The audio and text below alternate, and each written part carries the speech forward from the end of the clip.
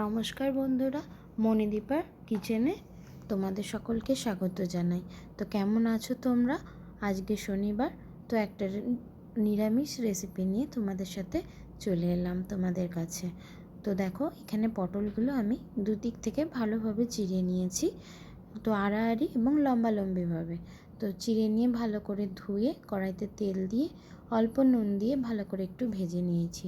এবার শুকনো মশলার মধ্যে এখানে নিয়েছি জিরে ধনের গুঁড়ো, আদা কাঁচা লঙ্কা বাটা, পরিমাণ মতন নুন এবং দিয়ে দিয়েছি হলুদ গুঁড়ো, আর একটু দিয়েছি চিনি। যেহেতু নিরামিষ তরকারি হবে, একটু চিনি দিয়েছি স্বাদটা ব্যালেন্স করার জন্য, আর দিয়ে দিয়েছিলাম কাশ্মীরি লঙ্কার গুঁড়ো। তো প্রথমেই অল্প একটু তেল দিয়ে তাতে 2-4টে পাঁচফোড়ন দানা এবং টমেটো আর মশলার যে পেস্টটা সেইটা দিয়ে ভালোভাবে একটু কষিয়ে নিয়েছি। বেশ যখন একটু তেল ছাড়া ছাড়া হয়েছে, তখন মশলা ধোয়া জলটা এর মধ্যে অ্যাড করে দিয়েছি। ভেজে রাখা পটলগুলো আস্তে আস্তে ওই গ্রেভিটা ফুটে উঠলে তার মধ্যে দিয়ে দিয়েছি।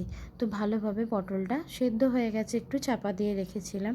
তো দেখো, আমার এখানে পটলটা পুরোপুরি সেদ্ধ হয়ে গেছে, গরম মশলা ছড়িয়ে দিয়েছি। তো এবার এটাকে আমি নামিয়ে নেব। বেশ গ্রেভিটাও দেখে বুঝতে পারছো একটু রসা রসা হয়েছে। এটা হচ্ছে পটলের নিরামিষ রসা। তো নিরামিষ দিনে এত সুন্দর রেসিপিটা থাকলে বেশ ভালোই লাগে।